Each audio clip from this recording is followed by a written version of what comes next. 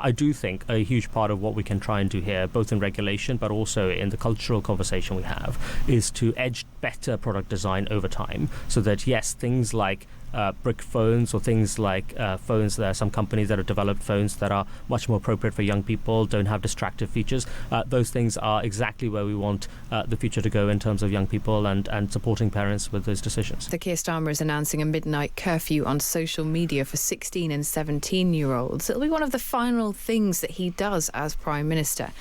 And there is a debate about whether this is a bit of a rush on a policy that the government has been considering. Sort of a legacy policy. A legacy policy, or whether this is something that actually will make a tangible difference. Well, we are joined now by Kanishka Narayan. Good morning. Good morning. We've been talking about this midnight curfew for 16 and 17-year-olds. Can you just explain to our listeners how it will actually work? Absolutely. Well, Kate, what we're announcing today is that we heard from families and young people that they didn't want a cliff edge from social media being banned for under 16s to then a total open experience for them, and they wanted support. And so what we've announced is that overnight, midnight to 6 a.m., if you're a young person, 16 and 17 years old, and you go on a social media app, you will experience effectively that the app will not be working for you between those hours, so that the kids who have told us that they've suffered from addictive engagement overnight, ruining their sleep, they are going to get the support that they deserve. But they can turn it off, though. So isn't it a bit pointless? No, it's not pointless. And it's not pointless for a couple of reasons. One, because young people themselves told us that they wanted support. They didn't want a cliff edge, they wanted a smoother slope. The second thing to say is that when we've actually looked at instances like this, in October, for example, some platforms introduced features that young people could turn on and off. 90% or so of young people kept those on. And so I think we do a disservice to young people if we say that they're just all going to switch it off and not value the support that I think this offers. There is also research, though, that shows if teenagers use social media less at night, they make up for it by using it more during the day. And the NSPCC chief executive has said that these plans are a sticking plaster unless more is done. Well, two things to say on those distinct concerns. The first thing is effectively that some of the pilots, and I admit they're limited, we're still learning a lot about young people and how they engage with social media and online experiences. But some of the pilots we ran showed that young people who experienced curfews slept better, felt more energetic, focused more in school. That's really important. And then in terms of the NSPCC, I've really welcomed engagement with the NSPCC, and I know that the Children's Commissioners welcome these moves as well. The big thing I'd say is this is part of an overall package. That means Britain is now the safest place for young people in their experiences online. Banned it for under 16s, the first country in the world to ban romantic and explicit content on chatbots for young people. Now the first country in the world to do mandatory breaks on AI chatbots as well, limiting harmful features on gaming. And today, yes, support for 16 and 17-year-olds as well. So this is but one part of an overall package, which means Britain is now firmly on the side in terms of regulation of families and parents, not tech platforms. I mean, you mentioned briefly there will be restrictions on AI that go beyond what's already been announced. Is the consideration that AI could be banned for teenagers or children or young people altogether? Okay, one of the things I feel passionately about is that we have to focus on the jobs that our kids and their kids will do in the age of AI, and we have to make sure we're looking at the international picture in making supporting young people in Britain as well. And so there are opportunities in AI. What we have done today is a very proportionate step, which is that the most addictive experiences young people have with chatbots, we are going to stop that by having mandatory breaks so that the duration that they might spend on these things is limited to educational experiences, positive experiences. But will those breaks rely on the smartphone manufacturers or the app developers or the companies themselves? Because not everybody is going to cooperate willingly with you on this kind of stuff. So how are you actually going to do it? Absolutely right. Well, look, as with any law, we're going to set the implementation detail out. But let me say some illustrative things on how these things work. One, we would expect age checks to be able to, for chatbots themselves, to be able to tell who's young and who's not young. And second, the liability, as with all of these things, will never be on parents or young people. It will be on the companies directly. And so in this instance, it will be on the chatbot companies, and there are significant regulatory levers and sanctions available to be able to make sure that they do so. So does that mean that if I want to use AI, I'm going to have to prove my age? So I think just to ensure that mandatory breaks work on these chatbots, we will require some degree of age estimation. Now, look, it's important for me to be clear on how this is a proportionate thing. So in some cases, if you take the example of social media, if you're someone who has a credit card associated because you pay for a premium account, that is not going to be someone who's going to be very young, because it's hard for young people to get credit cards, and so that might be sufficient evidence. In other cases, you might have an email address associated with the account which has been in action for more than 18 years. Clearly that's going to be pretty suggestive of the fact that you're not a minor either. And so this is not some sort of deeply disproportionate thing. It's privacy preserving, clearly legal use of proportionate data. And there are ways around all of those things, and I'm sure people can work those out without going into them here. I mean, I suppose that the bigger question is about parental responsibility and about how much responsibility, carers and schools take. You went to Eton College, for example. Eton implemented a complete physical ban on smartphones for its younger pupils. It forced them into offline Nokia brick phones.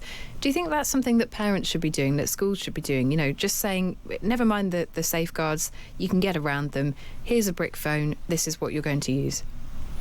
Well, the first thing to say is that everything we have done today and in the run-up to this has been driven by the engagement we've had with parents and families. And consistently they've said to me, they've said to the government, that their lives in terms of managing their children's experiences on social media is incredibly difficult. And so this is about being on their side, lending them a bit of support as they think about those parenting decisions.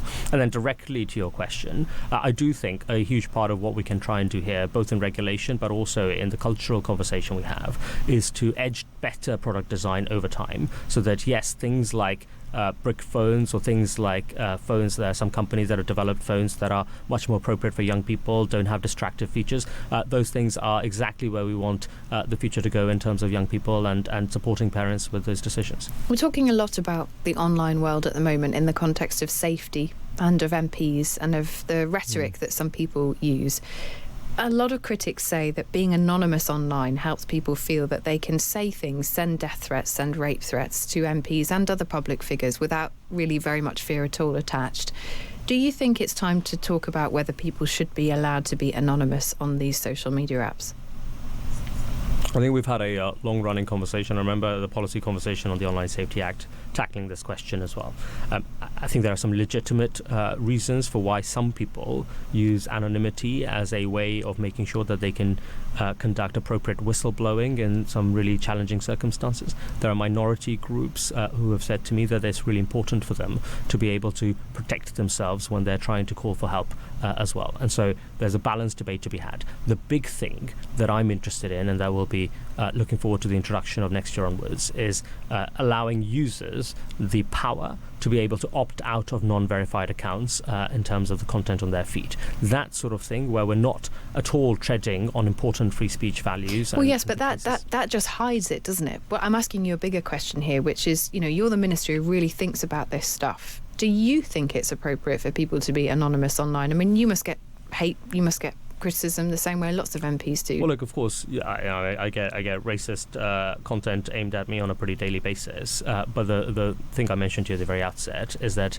I think a blanket ban on anonymity has very significant downsides of the sort I just highlighted. And it's important to me that we protect people who are trying to whistleblow on the most egregious circumstances in their work or wider lives, and that we protect people who are pleading for help and calling out online through anonymity as well. And so I think it's a balanced debate. I think where I do want us to go is to allow users, and I wouldn't underestimate the power of collectively individuals opting out of content, shaping public behaviour as well, because if you limit the impact altogether, you start to end up reducing the incentives for people. The Conservatives are very cross.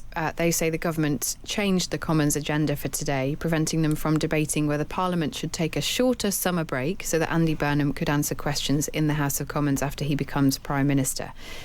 Is Andy Burnham afraid of scrutiny? I mean, why did the government change the Commons agenda to block that vote? Okay, to the best of my knowledge, the timeline for the Commons period has been set for months in advance. I have certainly been planning as have that's been my not fellow that's MPs. Not right. The debate was announced yesterday, so I mean that is not correct, and it was an opposition day for the Conservatives. So let me just be very clear. What I said is that the timeline for the Commons was set months ago. On that basis, I and my colleagues have planned to be in our constituencies, serving our constituents over the summer. And so that's a different question, though. I'm asking you why the government decided to block a debate that the Conservatives were able to have today and are now not able to have. The substantive question was the question of the timeline of Parliament, which was set months ago. No, so my substantive question to you is that the government have decided to block the Conservative debate today. On the question of the process, as I said, the substantive question is very clear, which is, do we serve our constituents over summer? On the procedural question, look, of course, I think the party in government works to make sure that it gets through the business that it needs to. As you will know, we're coming to the end of Parliament. We're getting a lot of business through so that we can pass the laws. Is Andy Burnham afraid of scrutiny? No, I don't think he is at all. I think he's certainly been held to scrutiny even recently by both the public and by parliamentarians, and I very much expect that I'll ramp up in the weeks and months ahead. But I will also say, having been up in Makerfield on multiple occasions, the level of scrutiny that he faced was very extensive as well. I think it was probably the most scrutinised by-election in British history. And so I'm sure there'll be more to come, and I think he and I will welcome that. But this isn't about avoiding scrutiny. It's about getting the business of government done and then making sure that we're serving our constituents. Kanishka Narayan, thank you very much for joining us. Thank you. Lynn says, what about getting the parents to stop their children using their phones and even risking falling out with them? Oh, scary. I do blame the parents. Parents need to step up. Laura says, so you could potentially have a job at 17 that ends after midnight, McDonald's for instance, but you can't go on Instagram while you're waiting for a lift home. Make it make sense. I think the argument here is that there is no perfect way of putting the genie back in the bottle when it comes to technology. So maybe the answer is the government is just trying to do some things, on the principle that it's better to light a candle than curse the darkness. Just doing some things that make it a bit easier to control yourself if you're a teenager, or to control the teenager if you're a parent who wants to. Yeah. And maybe, you're not going to get perfect here. And the argument at least would be, perhaps you should just try and do things that make it a little bit better, and that might be enough of a win.